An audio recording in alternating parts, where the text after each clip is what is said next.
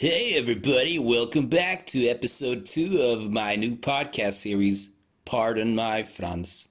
I am your host, Franz, and I'm yet again joined by whom am I joined? Sam Bean from Berserker and Werewolves and 200 other bands. Hmm. I think in part 1, I actually managed to name pretty much all of them, I think. I even included Mithras in there. Yeah, no, that was good. There was another one which I don't think was included, which was I played a show on bass with the Amenta this year. What So was that, by the way? the Amenta, it's like an What? Australian sort of kind of industrial slash black metal slash experimental band. They released a really good album this year called Revelator.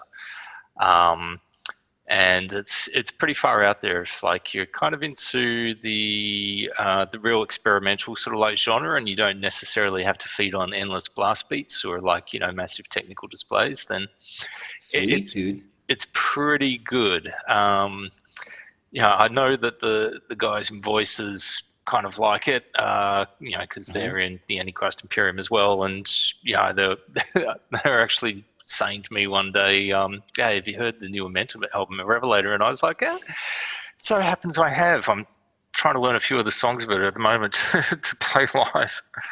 Good Um, one. yeah, it kind of sucks though that we had a great big national tour all planned, and then COVID went and fucked that right up. So Fuck. Yeah. we only got the one show off, but it was a good one. God damn it. You know what? You know what COVID fucked up for us? What? We were gonna play Japan with Lordy. That would have been awesome. Fucking Lordy. In other words, with the real Berserker. Hey, why did you guys rip off? Why did you guys rip off Lordy? By the way, We didn't rip off Lordy. We were trying to rip off Kiss. no, you also ripped off Guar. We wish they were half that cool. Anyway, would you like to? Would you mind pronouncing the name of this band you've been talking about now for a while in like a way that stupid Americans can understand? Because I can't catch the name of the band still. The Amenta. The Amentor. Amenta. What? Amenta.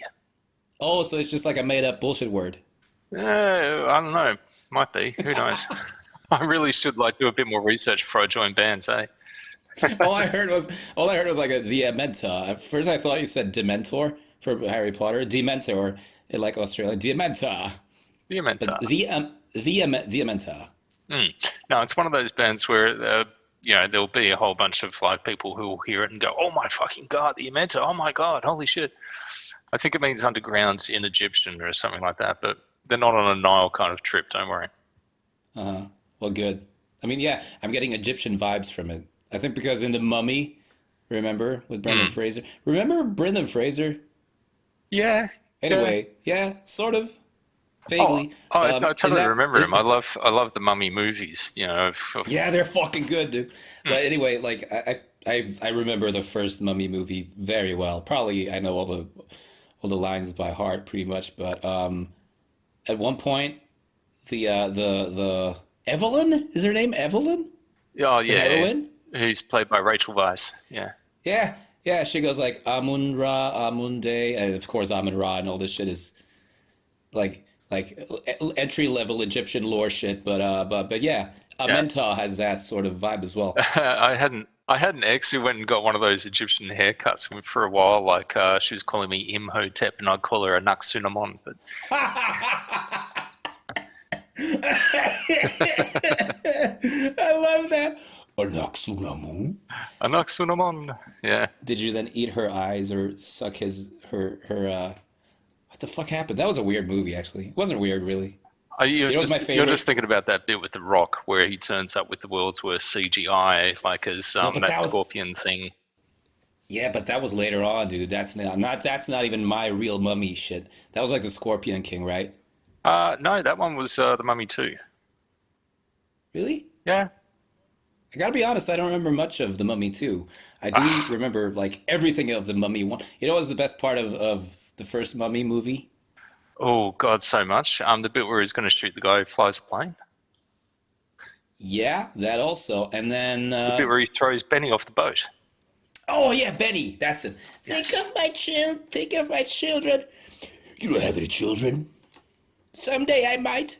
That's a good line. The That's bit a where good it rips fucking line. on all the Arabs in a completely Yeah. racist manner. Yeah. Yes. I Um, digress. Also, you know what's yeah. the definitely the best part about the Mummy? Okay, I'm testing what a Mummy pro you are.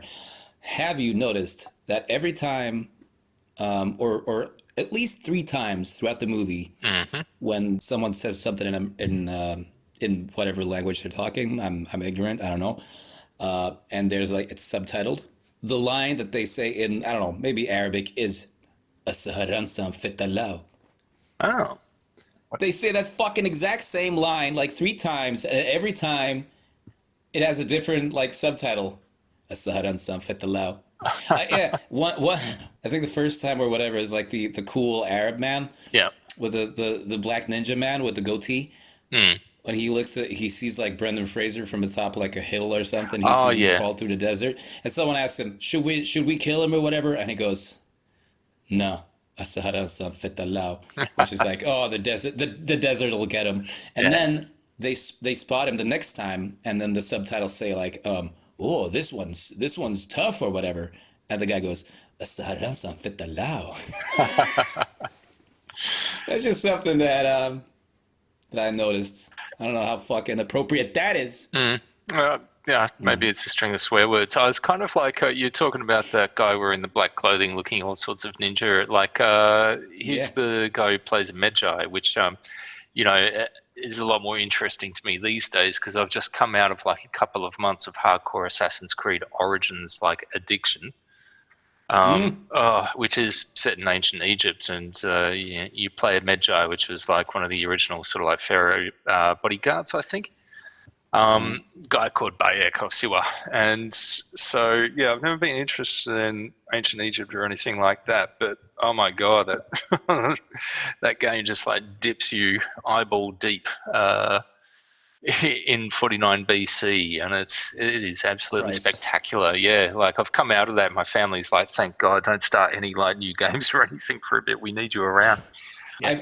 I've never played one of those games. I know all about them. I've followed the games Mm. ever since the first ones. I know there's like 17 installments and all the Black Flags and stuff and the Civil War stuff and the American I've stuff never and played one either. I never played one, and I thought it yeah. was. I thought people who played Assassin's Creed games were the same ones who like buy FIFA or like play Destiny or Yeah. stuff like that. They're just Uh-huh. kind of like, they're just looking for the most like Madonna mainstream kind of Yeah. stuff to play. And I was like, no, I'm a better gamer than that. I like like buying indie titles or big RPGs and completing Dark Souls and trying to 100% like get Yeah. +3 rings and everything. But no, Yeah. I was like, you know what? I've heard a lot of good things about Origins, so I'll get it. And I was like, one day I'll give it a crack. And that day turned up, and I gave it a crack, and holy shit!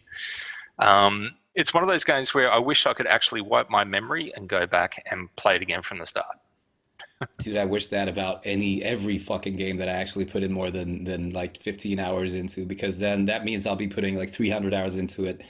And yeah, it's this woeful feeling of that, man, I hate the fact that I discovered this game now. I could have discovered it 2 months from now. But I actually also bought my first Assassin's Creed game recently. I forget what it's called. I briefly played it for like 5 minutes a month ago. I was like, okay, I'm saving this for later. It's the Roman Greek one. What the fuck's that called? Odyssey? Odyssey? Yeah. Yeah, of course. Yeah, so I bought that one, so I still have that to look forward to. I booted up the game and I played through the intro sequence, and I was like, "Fuck yeah!" And then I went back to Monster Hunter or something. Yeah. But speaking of video games, Sam, you have this. How should I even put this? You have the most ridiculously rigid self discipline when it comes to gaming because, like, okay, the year was maybe 20. Let's say the year was 2011. Let's say it was 10 years ago, Mm. and I had just gotten my hands on Skyrim, and I was like, "Whoa, dude! Hey, what's up? Have you, by the way, played a game called Skyrim? It's really good." And you said, verbatim, I have this on record somewhere. No, hang on. I'm still trying to clear Minesweeper from Windows 3.1, and then I didn't once I've say done that. that, I'm moving on up to 3.11. And I was like, okay, Sam, what the fuck are you doing? And then you said, no, no, I gotta clear every game on every console of every year that's ever happened before I can move on to the next gen. So would you like to clarify Yeah, okay, so let's take a bit of your clarification. Look, philosophy? you know when PlayStation 1 came out, I think it was in the mid 90s or so.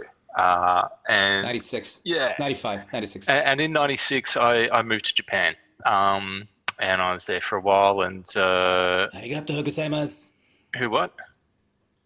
I said arigato gozaimasu. I think that's something. Ah, Nihongo ga sugoi jouzu da yo. Sugoi.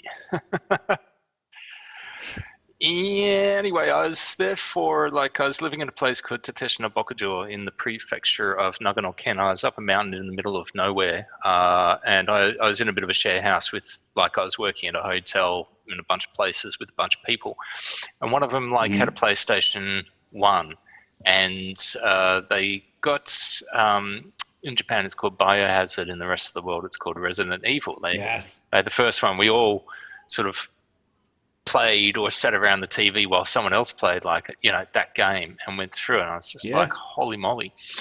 But let me see, sort of the PlayStation 1 sort of coasted me for a few years. And I know when the place, but Hmm. I was kind of busy. I got back from Japan and I was busy finishing uni, and then I was, into another share house, and then I was busy, sort of trying to perfect guitar, and then busy, You were doing Berserker yeah, I then started out with later. Berserker in '98 or '99 or so, and that of course kept me super busy right about there.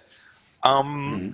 And yeah, I remember I came back from all the overseas touring in 2003, and I still had Yeah. a PS1.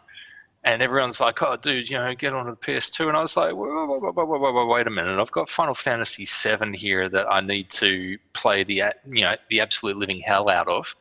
And I think I didn't work for about 2 months. I was just coming down from all the world touring and just basically playing 8 hours of Final Fantasy VII a day. And then I knocked off a few more games, and then I had to move to England.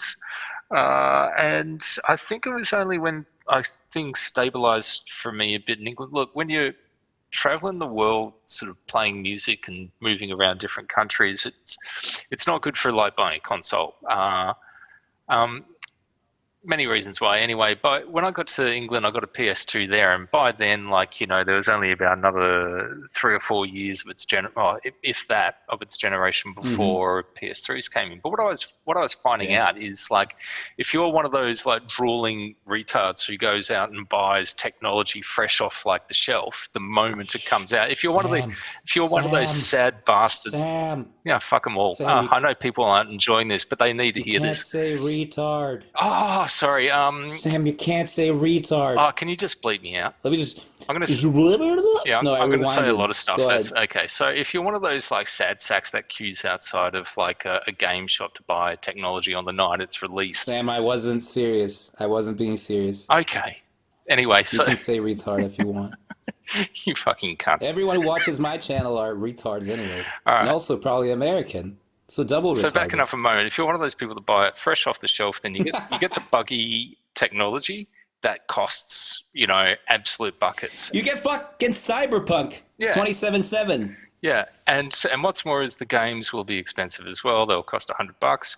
But what I found was I was a generation behind. Oh, and also the other problem as well is if you jump straight up to the next generation, to the latest console or tech that comes out, you can't go back. You can't rewind. The graphics, the feel, everything will just be too caveman for you. So Really? yeah.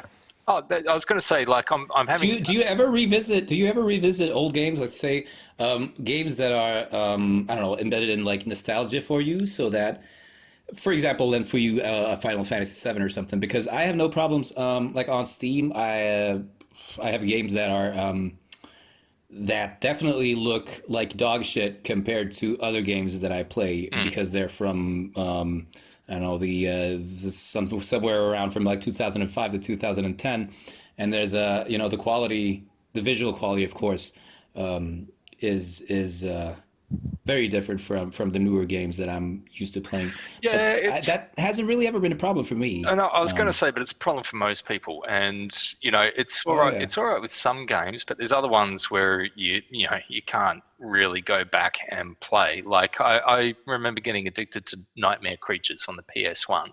Oh Um, wow, that game's fucking amazing. It yeah, looks like but shit and looks like garbage. like you're going to play that now. If you've played Bloodborne, like Yeah, you'd ever go back in a million years and play Nightmare but that's Creatures, it'd just suck. yeah, but that's also I think I hate that era of gaming in general.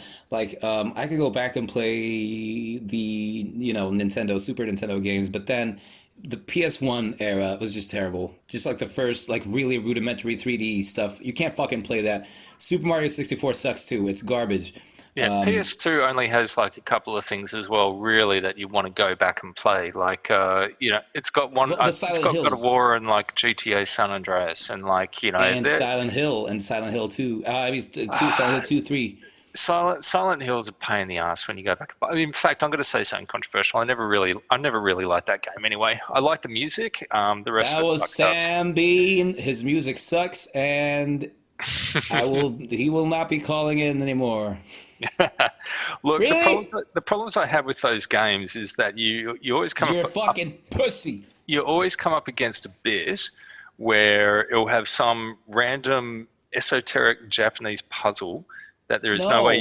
there's no way you can apply your intellect or skills to like sort out, and you always end up having to go online, and it's like, Now, at 4:34 p.m. in the afternoon, you got to rotate like clockwise two and a okay. half times, and then use the Okay. console with your left hand, and it's got I've got some an argument ridiculously for you. complicated thing you never ever work out yourself. So like I always just went nah.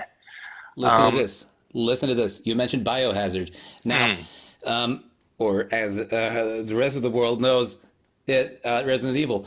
But okay, so in a nightmare world like Silent Hill, where that's fucking depending on which game you play and which type of lore the game is presenting, it's a nightmare world, and it's your subconscious is doing like conjuring all this stuff. Like there's that excuse of it's just magic bullshit. That's why there's this weird puzzle here, and then that's why it's super weird because it's magic bullshit in the nightmares. What like the Spencer Estate or whatever place in or the police stations in Resident Evil. What fucking excuse is there to have like some Victorian era like puzzles in those games? oh, absolutely none. Like I don't give a shit about any of that. I'm just like speaking about it as a player. I'm kind of like I don't care about continuity. I care about coming up against things where it's just like, all right, how on earth do you make it past this point? If games have like a hard choke point where it's like a matter of skill, and obviously I'm thinking of Dark Souls when I say something like that, that's not a We'll get problem. into that. Oh yes, we will. Anyway, that's totally fine by me. That's legit. I understand completely.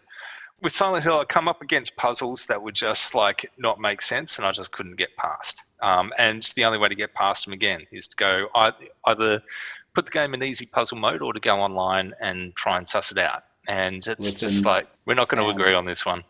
Sam. Don't try and talk me into enjoying it. I refuse to enjoy it. I hate enjoying things.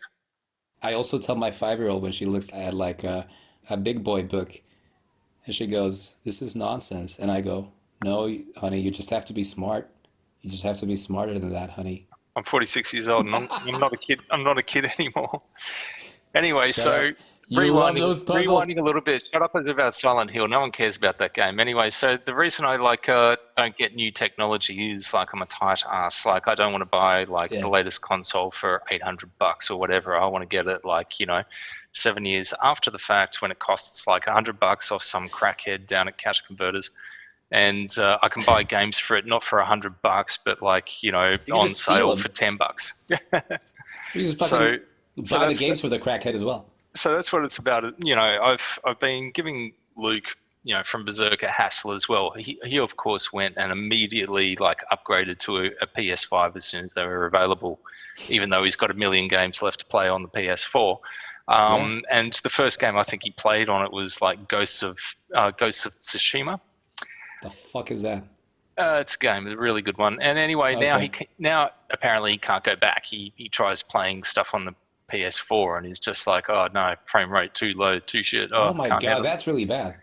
Yeah, so I don't want to be one of those people. I know that like if I go console by console, sort of like about Yeah, a good 6 or 7 years after they came out, then I'll not only save truckloads of money, but I'll also be able to enjoy everything without like having that sort of yeah, for sure. future tech head like going, oh, I can't stand this. For sure. I also understand because the latest console that I actually own, it's sitting here right underneath my TV, is the PS2.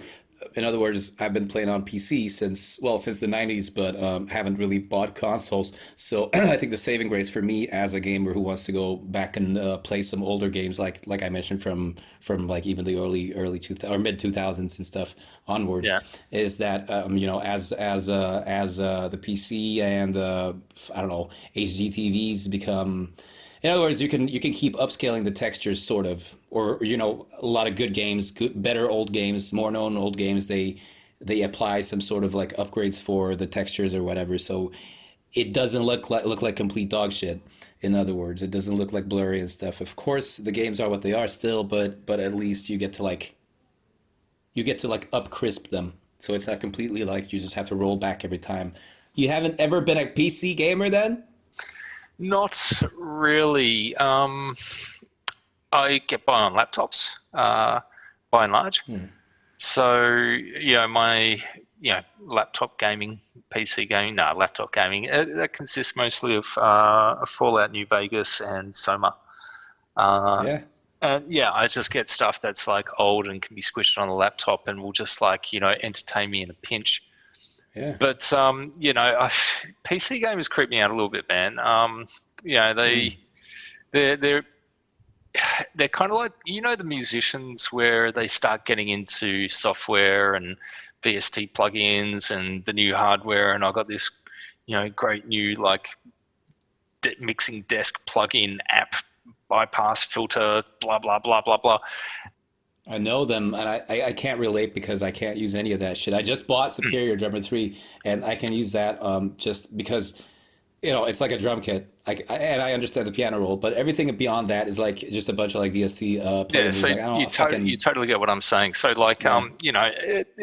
PC gamers kind of remind me of those sort of people. Like, they're so wrapped up in the technology that they don't actually enjoy what they're supposed to be doing. Like instead of just sitting down, plugging and playing and like enjoying the game, they're like, no, but like if I install a new graphics card and then update all the drivers and then like Yeah. change over the motherboard and then like if I download some mods and then I can upgrade the textures and the shaders here, look, I'm playing a game but I'm Yeah. actually not enjoying being in the moment and having the experience that the creator intended. Yeah, look at these polygons. Yes, I've always just bought a new gaming PC. I've scrapped together cash and been like, man, my PC is either broken or it sucks now. I'm just gonna buy a fucking new one. And everyone, including my big brother and all my friends who are like that kind of people who actually take the side panels off the computer and be like, I just look like the fucking, I could just change this. I'm a fucking, no, I'll just buy a new one. Fuck you. And so I've never been the tinkering sort of type anyway. So I'm just a console gamer on PC because I use none of the advantages that being a PC gamer gives me, Hmm. essentially. But it's fine. It was really funny how back when you were still on whatever console you were, and I was playing Dark Souls 3, and Hmm. you and me, you are a bigger Dark Souls aficionado and freak than me, but Possibly. I since we got to know each other, or actually we've known each other for a fucking long time, but I came and visited you in Finland. We ended up just like sort of playing Dark Souls, yeah. and then laughing about how in the first one, whenever the guy gets smacked, Oh, yeah, he goes, "Ooh," like that. oh, It's oh. hard to tell if he's in pain or kind of enjoying it, or a little bit of both. You know what? I think that's probably a genius design that he's like, you can't tell if he's actually just loving being hollow or whatever.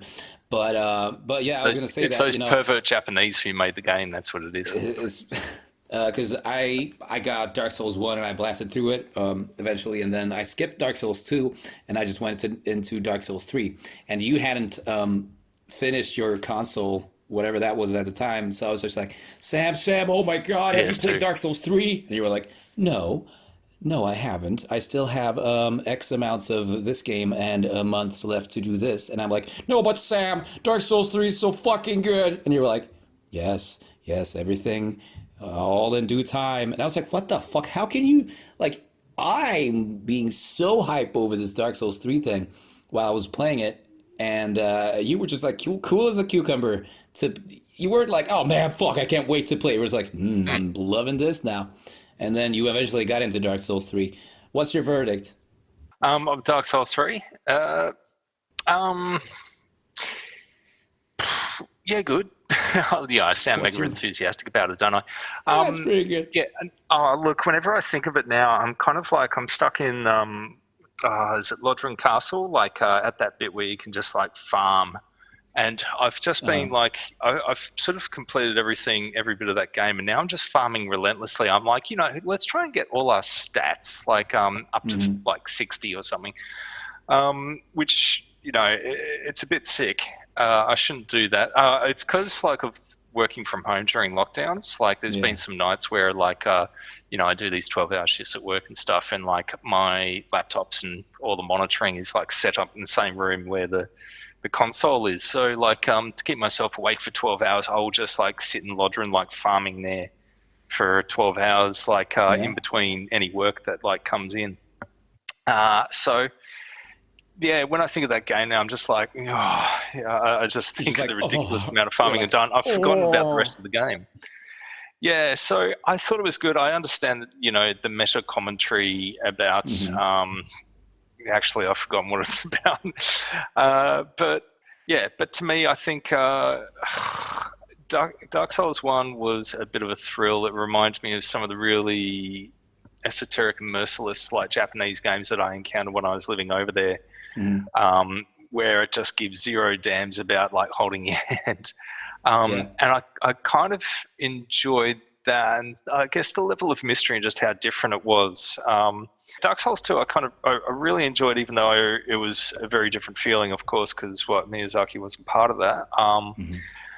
And, and when Dark Souls 3 came around, I was like, all right, new console, and it's really polished and really enjoying it. But by then, I think before I played DS3, I played Bloodborne. And Hmm. to me, Bloodborne was that, brand new feeling sort of over Yeah. again. And Dark Souls 3, I really enjoyed, but it didn't have that revelatory kind of wow feeling No, to by it. God, no. It's just like a basically. It's like a Dark Souls 1, 2.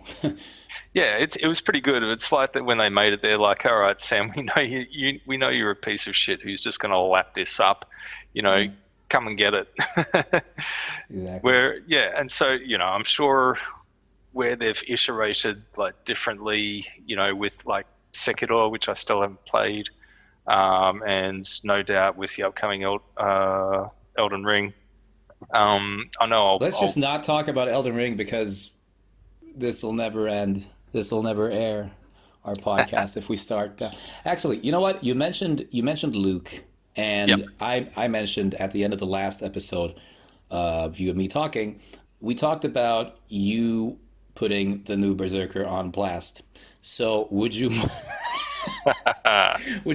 Okay, let's preface this for a little bit. Okay, so what I know as a fan, and I wouldn't consider myself anything else but a Berserker fan. Even though I know you and I know your involvement in the early albums and stuff, you know, after the simulate, really don't know much. I like the animosity and stuff, but that's like where my actual investment, so to say, in the band and that whole thing on like an that type of level ended. And All right. so, as a Berserker fan, I, among many others, saw that you guys, I guess, you updated the Facebook page, the Berserker Facebook page a couple of years ago, nigh on 2 years ago, I think. You Yeah. even had like there was a new like cover photo, I think, and there was even like promo photos of you guys, like some gritty Oh, ass you standing there awkwardly in a t-shirt. I used that photo in the last video I made. of the Okay. last episode. So, in other words, there was a bunch of hype. People were really stoked. This is almost 2 years ago. What the fuck happened? Where's the music? Oh, God. I'll tell. Look, I'll tell a little bit of story with this one, a little bit of background. Yeah. Okay. So Well, let's also preface this by saying that I know I'm asking this for the the innocent yeah, I know. listener now. I sort of know this now, but you go ahead and explain. All right. So for those who don't know, like I was on the first three Berserker albums, and was one of the writers for Dissimulate, like along with Matt. Also helped write on the first album, and Matt then from Akakaka. Matt Wilcock, yeah, who I'm now in Werewolves and the Antichrist Imperium with. Yes. And so yeah, like I wrote a bit on the first album and just like chucked some riffs on World of Lies, but like on the second one, Dissimulate, Matt and I wrote a lot of that. I think Luke did a song, but just like arranged, and yeah, it was a bit of a band album, that one, and it all went down pretty well. And anyway, yeah, like after World of Lies, I moved to England, and I was sort of a touring member, and Luke was just sort of like using other guys for the albums. Did another couple, Animosity, and then the Reawakening. I really liked the Reawakening. And then the band sort of like petered out there. I think we did one reunion show in 2013 where it was just, so underwhelming that we were just like, all right. Why? What happened there? It was, we were playing in Queensland, like I was on guitars and vocals, and Damo, who sort of took over from me on bass, came back on bass, Todd on drums, and, the music was good, the performance was great. The show was supposed to be a showcase for a big metal touring festival in Australia. And the guy who was selecting bands for that, and he was kind of trying to get us for this festival. So he said, do a show and I'll come to it and that will be your showcase and then we should be able to get you on. And so, yeah, we did all the effort and flew around the country to get that done. And he just, did a full music industry and disappeared into nowhere 2 weeks before the show. Awesome. Fucking welcome to metal, people. Fucking flaky ass metal dudes. Fuck 'em. Yeah, and as a bonus, it wasn't a very well promoted show either. So I don't think people knew that it was happening until like about 2 weeks before. There wasn't much social media stuff, and yeah, so that was really great. So anyway, Nice. We're back, everybody. yeah, after that, about once a year, Luke would contact me and be like, all right, let's do an album. And I'd record a bunch of riffs, send it his way. And then about a month later, so I'm not putting too much pressure on him, be like, hey, heard the riffs? And he'd be like, no, I haven't heard it. Don't want to do any music at the moment. And that would just repeat each year. And then I think 2017 or so, he called me and said, do you want to do it? And I was like, no, this is what we're going to do. I'm going to record you an entire album, including drums or guitars or bass. All you have to do is vocals. And even if you don't want to mix it, you can just give it to like someone like Mick Kenny from Anal Nathrak and get him to mix that, which I thought, would have been amazing. So I did that, wrote him an album, handed it over, and he was sort of into it and getting going for a little bit, and then he just kind of like, again, oh, I'm not into music. And there's been a few times where I've just even tried to make a single track and had a label of people sort of waiting for it, and it, I've delivered, it just doesn't happen. So anyway, after Can I ask you a question there to interject? Because I mean, I own the principle and practices of the Berserker DVD, so I've seen the documentary about creating the first album and then Dissimulate, which was a bit of a or shorter documentary. But then in the band, of course, Luke is the Berserker, right? Is that his? Yeah. That's his like stage name, his character. yeah.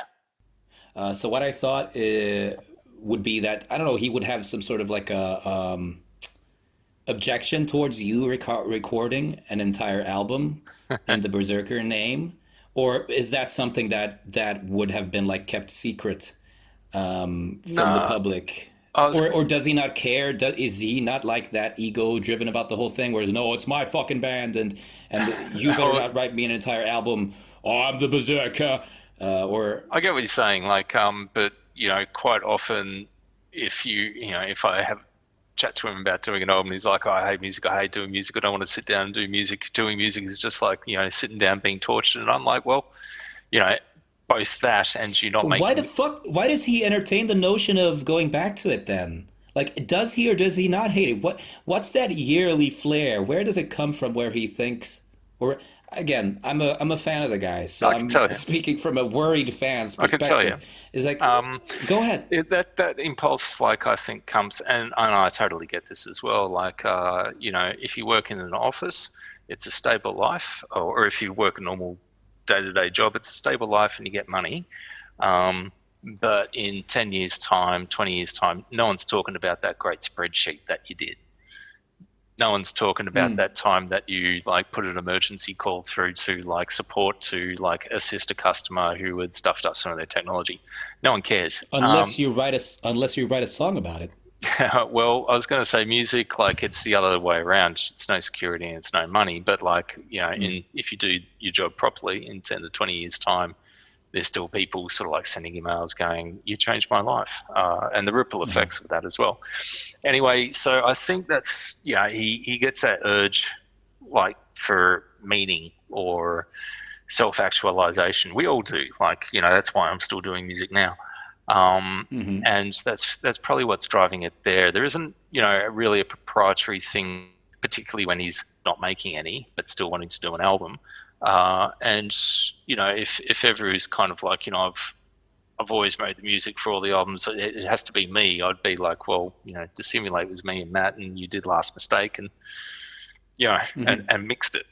So Hmm. you know, um, there wasn't an objection towards like using other people's or working with other people doing the music then. So and it Okay, turned so out it's more like a thing where he was into the Berserker thing when it was something he. he was driven before. He was driven before, and then I think just the experience of working with Earache over the years has just you know basically Yeah. ground him down. Now he's just like got it's pain for him, and I can totally understand if I hadn't have started working with guys like Matt Wilcock, and Hmm.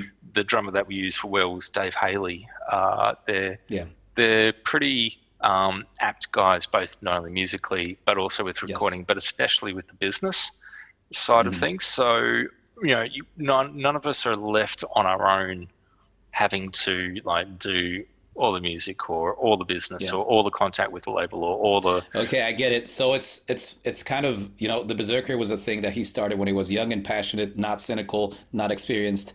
He poured his heart and soul into it, as we all have seen on the documentary and stuff. Mhm. And then, but at this point, that's the only, as far as I'm concerned, or as far as I know, that's the only musical merit he has. It's the only like artist side of him musically that he has. So that's the one he has to fall back on when he wants to make new stuff and be relevant again. He can't just go, hey, it's Luke from the Berserker. Hey, here's my new band.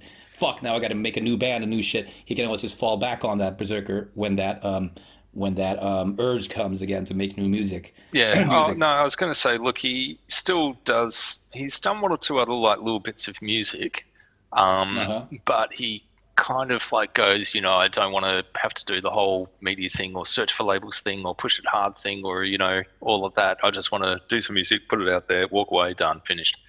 Uh huh. And these days, it doesn't matter, I guess, who you are. If you don't make that little bit of effort to reach out to people or run some sort of social media campaign or at least get someone to do that for you, Hmm. nothing's going to happen. Like, it will be a tree falling in the middle of the forest, and that forest is pretty big. But isn't that in other words what he would want? Because, or I don't know. Yeah, I'm not gonna speculate about what the fuck is going Okay, on in his let's mind. just get back to the bit where you're kind of like, so what's Yes. happened with this album? So anyway, you all saw the announcement 2020, like something new is coming this year. Stand by, wait for it. COVID. COVID. Oh, yeah. Yeah, yeah. I was going to say, look, I recorded or re-recorded all my riffs and songs, and I know Matt chucked in a few. Um, and yeah, the last we saw of it was like Luke was determined to use a couple of guys from who jumped in on guitars like on the first album Hmm. back in the day, and yeah, one of them one of them didn't even have a guitar or a computer to record on or something like that. So um, I don't know what that was about. Um, it's it's kind of like, dude, all right, so you got Sam and Matt here. We're pumping out like 2 albums a year for the last few years, and we can probably write you about 3 dissimulates like in 12 months. Yeah. And we're good to go. And we've been now on nearly half a dozen record labels each around the world. Yeah. You've been Um, consistent, yeah, but relevant. and our pedigree as well is with Berserker. But for some reason, you want to use other guys. All right, cool. And the other guys weren't delivering, and then COVID happened. And I've been all right during COVID because I'm in a state where things have remained largely open, and my job Hmm. hasn't changed. But for Luke, it really did change. Like his work needs everywhere to be open. So he was struggling with work, and then I think just life got pretty real on him as well, like health and family stuff, and you know, it's got put Hmm. on the back burner. And every now and then I'll hear from him. He's like, "Oh, I need to finish the album," and I'm like, "Yeah." And but I don't think it's going to happen. 2 years now since that announcement has been made. It's 2 years. People like going, "Where's the album that Hmm. you did the Facebook post about?" And yeah, like I don't think Matt and I are rushing to jump on board and like finish off the album for him anymore. Now we've got like too many other bands that are releasing albums and putting stuff out to go back and spend time on something that just isn't happening. Do you think at some, this is also again wild speculation, but Yeah. a little interesting psychological thought is, do you think that this was some sort of I don't know, maybe self-destruct for Luke to be like, because when you put it out there on the social media after years and years of people going, "Hey Luke, where the fuck did you go? Hey, where's the Berserker? Hey, why is nothing happening? Why is no one talking to me about the Berserker?" It's like a fucking big mystery. Then you have all these fanatic fans who you give something really concrete. Like in this day and age, when you make a social media post saying something new is coming, it is It's coming. coming. It's Yeah. like it's like Porcupine Tree when they, without a peep, after 10 years of complete silence and Steven Wilson saying, "I'm never gonna do Porcupine Tree again," they go, "Woo, something new's coming," and then within a week a new song is released. Do Mhm. you think that Luke was aware of the fact, or would you entertain this theory of mine, that at some level Luke knows that this whole thing, it's going to be like forever taunting him and haunting him, this like urge to be like, "No, I gotta fucking put out more of the Berserker Boys."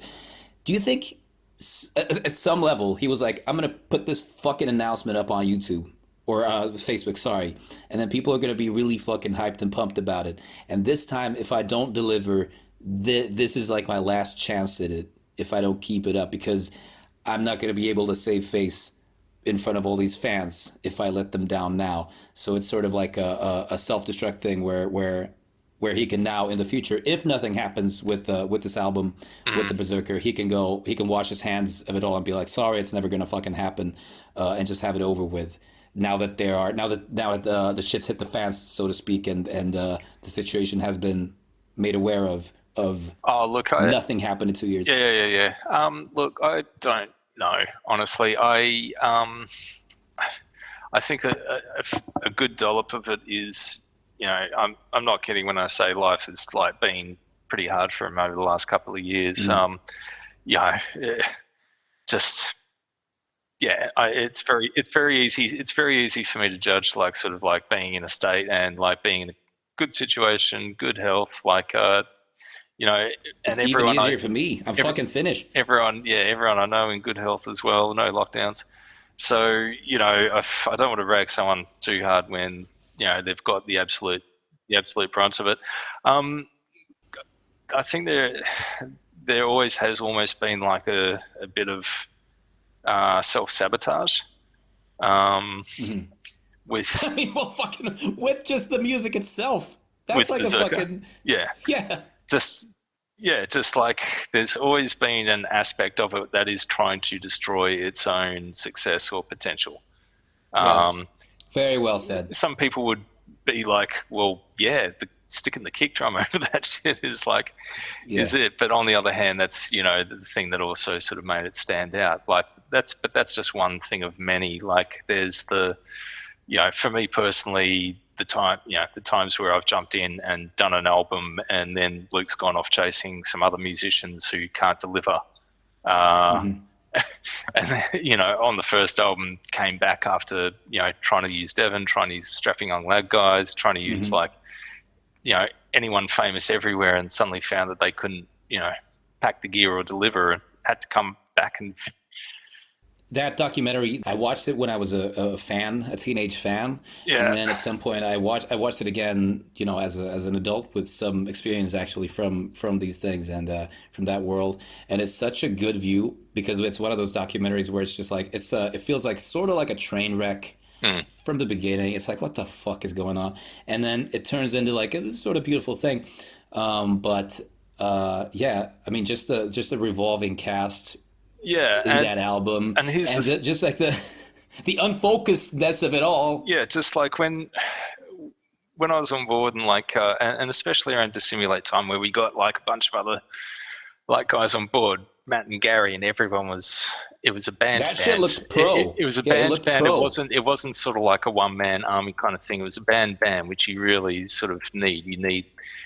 no one succeeds by themselves in art Hmm. or business. There's always like a team around them, even if you're not aware of it, and they're always invested in it. And you know have to have a little bit of a, almost like a good managerial mindset, um, where you make people feel invested and valued and like keep them involved. And Hmm. when he came, I know with that first album, even though I sort of like I helped write it, demo it up, and then he went overseas and had to come back to do it. You know, I recorded the guitars and the vocals, and I was kind of like, okay, so that's cool. You've learned your lesson. Go with the person who's like invested in it. And then when I was away on Hmm. holidays, he went and got a couple of other guys to try and re-record one of the guitar sides, and he was always looking for like someone who was a proper death metal vocalist to do more vocals. So it was kind of like, if I'll just rewind a little bit. So just like after the simulator, I was like, right, I got nothing to prove here. You know, you let us write, you let us like be invested in the band, and look how successful it's become. So it was like a little bit weird after that to, with World of Lies, that he's like, all right, I want to get as many other people in as possible. And I'm like, don't you want to kind of recreate that huge Hmm. success that you just had? And and again, like it's, yeah, and you're talking about self-sabotaging before. It's kind of like right now, just well, not right now, but in the last 2 years with this, trying to finish this album. Um, Yeah. it's yeah, it's kind of like, dude, it's a lesson you should have learned 20 years ago. You had a Hmm. few people like who were very can do, who have delivered for you before and have kind of And you know invested. what? It shows in World of Lies because World of Lies, the height of my fucking Berserker fandom, I thought the self-titled album was the fucking the Bible, and the Simulate even better. Like it got like what the fuck, like the idea of or behind the first album, and then the second album, it sounded like an actual fucking band, and the Mm, songs amazing, everything amazing, production amazing. World of Lies super anticlimactic. Like it to me, I yeah, don't like World of Lies. It's too soft. It's too wishy washy. I know what you mean. Sorry, but I don't like it. It doesn't have any of that punch that the Simulate had. So that sort of maybe explains it. Hey, maybe it's just maybe Sam. Maybe Luke just thinks you're gay. I don't know, man, but like, yeah, just it's kind of good. Ah, It's kind of Sam, good. I've fuck that got guy. Antichrist, Imperium, and Werewolves, like as well as Senseless, and one or Hmm. two other projects. It just means now that when I do music, I don't have to wait. Yeah. And I've I've got some good players who are just like, we're not going to try and replace you, or so like sub you out for someone else, or like you're not going to. That's a really weird. It just sets a really weird vibe Mm. to it all. really mysterious. Yeah, like Anyway, okay, well, thanks. if it was all working, I'd be like, Mhm. I wouldn't have a problem with it. But it's just I've heard some of the songs that have been recorded and that we've all contributed on for this unreleased album, and it sounds great. Like I think it'd do really well. I think people would be mega into it. Could you hum one of the songs No, real quick? absolutely no way. Too brutal, dude. Hum the drum part. Hum the drum part, and I'll know if it's good. Nah, can't do that. But yeah, no, it sounds See, this awesome. is this is why Luke doesn't want to work with you anymore. It sounds awesome, and the thing that kills me is if they wanted to finish it, honestly, they could do it in Uh-huh. 3 days. Yeah. 3 days of just like going, right, okay, let's focus on this, get it done, boom, it'd be like all wrapped up. But it's Oh, 3 days. Give me 30 minutes. I'll fucking toss my cat in a barrel full of fucking firecrackers and I'll record the new Berserker fucking album. Anyway, so well, thanks for clearing that up. yeah, slight oversharing there Thanks for from me, but shut. yeah. Thanks for no, it's fine, it's fine. Everyone's, yes. Hope Luke's doing well. Whatever. It's not like I don't feel like he owes anyone shit. It's just it would be nice for him to I don't know. As a fan, as whoever who likes any sort of music, is if someone makes an album that I like, good. If someone makes one album that I like and 40 albums that I don't like, good. I'll still listen to that one album. If someone just stops making good albums, good. I don't care. Like, no one owes me shit. And Luke doesn't owe the world shit. But yeah. Mm. So we'll see what happens with that. Anyway, we've been going for an hour now, so this is pretty good. Um, Oof. we talked about the Mummy, we talked about Dark Souls, we talked about your weird video game discipline, um, and the Berserker. What do you have something you want to talk about, Sam? Oh God, just about all the music we're doing at the moment. Like I think I talked about that last episode as well, You which did the that last time, so what the fuck is there left? yeah, stuff, and I'm going to go over it again. Like, yeah, just hearing the last bits of Antichrist Imperium album 3 getting put together at the moment, which I'm super Hmm. excited about because it's taken ages. But it's really funny when we do songs for that band. Like, for the first 2 years, we're just like, oh God, this is painful every time. Like, we hear a song, it's like, oh God, this doesn't work. This is awful. Ugh. And then it's like in the last couple of weeks, it all comes together. Um, Hmm. when it comes together in a big way. Hmm. So that's pretty exciting. We're sort of like arranging all the well stuff, which is coming out next year, and there's quite a lot of Hmm. stuff. And then on top of that, I'm sort of recording something else. In fact, just when you called me, I was like going through a whole bunch of these black metal vocals that I've got to record like in a couple of days. So uh, Is this that black metal project that you mentioned in episode one? yes, it is. That unnamed metal project, and then I put a little bit of peace cells underneath it because I had nothing relevant to put underneath. Yeah, that'd work. You missed it. You missed it. Fuck you.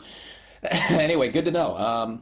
Okay, Sam, what part of your brain is like, yeah, this is a good idea. I have 40 fucking thousand projects that I'm doing. Also, I'm writing entire Berserker albums. Hey, hang on, I need to make this project as well.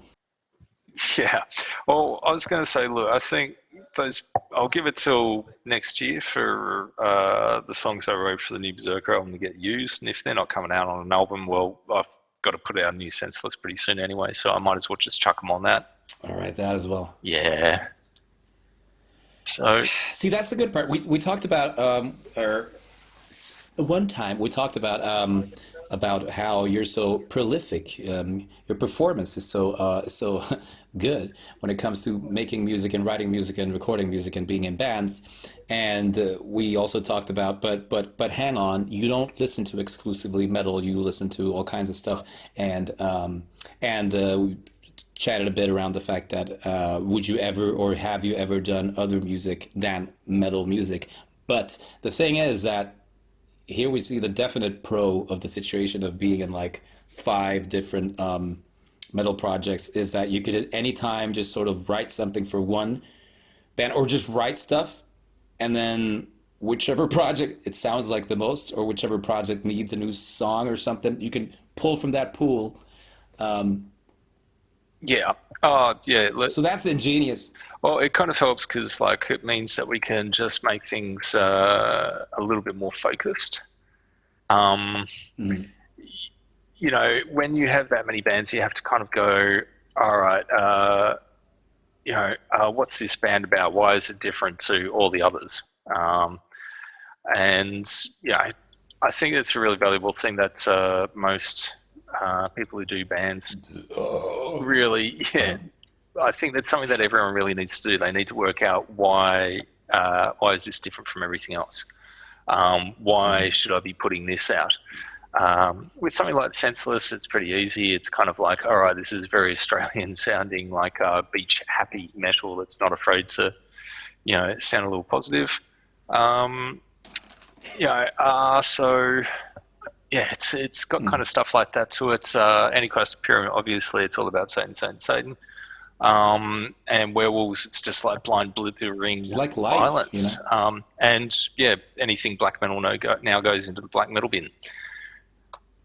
Now, dude, I've just had a few things come up at work, so I'm going to have to rack off.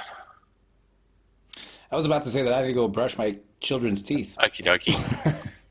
So, I'm gonna have to do a very quick go as well. So pleasure speaking to you. I'm gonna hit end call and rip into it. All right. metal up your ass. Cheers, bro. Catch up.